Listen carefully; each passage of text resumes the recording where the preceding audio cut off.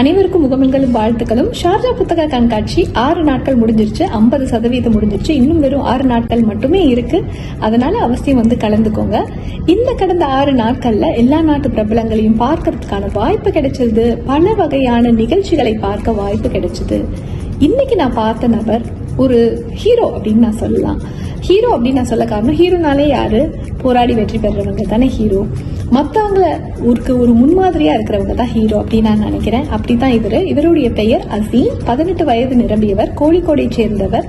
கோழிக்கோட்ல வெளிமண்ணை அப்படின்ற ஒரு கிராமத்தை சேர்ந்தவர். அந்த கிராமத்துல அவங்களுக்கு ஆரம்ப பள்ளி மட்டும் தான் இருந்திருக்கு. அப்ப அந்த அரசு ஆரம்ப பள்ளியில தான் படிச்சுக்கிட்டு இருந்திருக்காரு. அப்புறம் அவங்க தாய் தந்தை போராடி இவருடைய நிலையை பத்தி புரிய வச்சு அவங்களுக்கு ஒரு நடுநிலை பள்ளி கிடைக்கிற அளவுக்கு அவங்களுடைய மனுவெல்லாம் கொடுத்திருக்கிறாங்க முதல்வர்கிட்ட. அந்த அளவுக்கு வாழ்க்கை போராட்டத்தோட தான் தன்னுடைய வாழ்க்கை தொடங்கி இருக்கு. அப்படி என்ன அவருக்கு பிரச்சனை அப்படின்னா, அவளுக்கு பிறக்கும் பொழுது 2 கைகளும் இல்லை, காலமைப்பு இல்லை.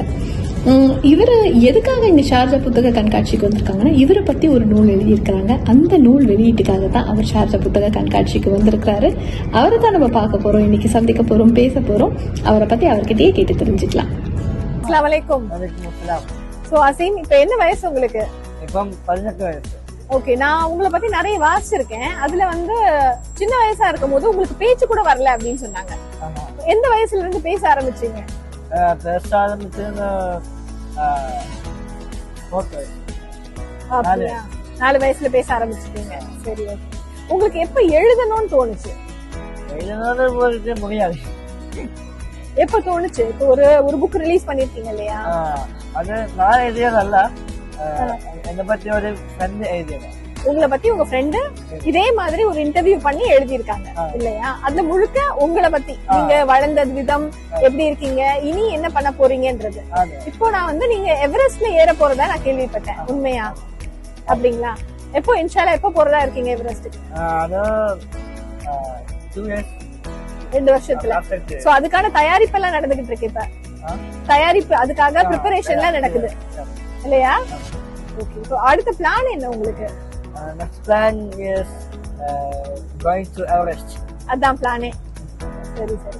நீங்க உங்களை மாதிரி இருக்கிறவங்க பார்க்கும்போது உங்களுக்கு தன்னம்பிக்கை கிடைக்கும் இல்லையா? They will get the confidence looking at you. So what do you want to tell to them? Malayalam பாஷா? மலையாளம் சொல்லுங்க. നമ്മുടെ ലൈഫ് എന്ന് പറഞ്ഞാല് ഒരുപാട് സന്തോഷങ്ങളും സങ്കടങ്ങളും ഉണ്ടാവും. അതൊക്കെയാണ് ശരിക്കും പറഞ്ഞാൽ ലൈഫ് എന്ന് പറയുന്നത്. അപ്പം നമ്മളൊക്കെ വ്യത്യസ്തരാണ്, ഓരോരുത്തരിൽ നിന്നും വ്യത്യസ്തരാണ്. അപ്പം ആർക്കും ആരെപ്പോലെയും ആവാൻ പറ്റൂല. അപ്പം നമുക്ക് ആവാൻ പറ്റുന്നത് നമ്മളാണ്. അപ്പം നമ്മളുടെ സ്വപ്നത്തിന് വേണ്ടിയിട്ട് നമ്മൾ എത്രത്തോളം ഹാർഡ് വർക്ക് ചെയ്യുന്നു അത്രത്തോളം നമുക്ക് വരാൻ പറ്റുള്ളൂ. അപ്പം എല്ലാവരും നിങ്ങളുടെ സ്വപ്നത്തിന് വേണ്ടിയിട്ട് ഹാർഡ് വർക്ക് ചെയ്യുക. നിങ്ങൾ ഉദ്ദേശിക്കുന്ന നിങ്ങളുടെ വിജയത്തിലേക്ക് உங்களோட சொப்னம் அதே மாதிரி நிறைவேறணும் அப்படின்னு நாங்களும் பிரார்த்திச்சுக்கிறோம். நன்றி, எங்களோட அக்செப்டன்ஸ்க்கு நீங்க வந்து இந்த நிகழ்ச்சி கடந்துக்கிறதுக்கு ரொம்ப நன்றி. Thank you so much.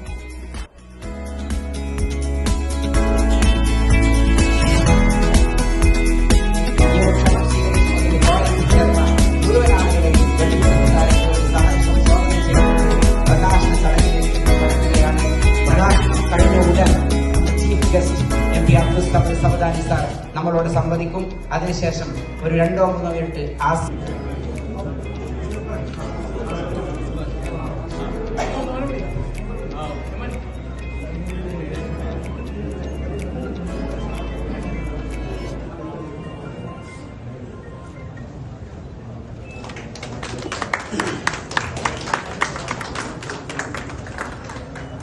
സലാം റഹ്മാനി എഴുതിയ ആകാശത്തിൽ മേൽവിലാസമുള്ളവർ എന്ന ഗ്രന്ഥം അബ്ദുസ് സമദ് സമദാനി സാഹിബ്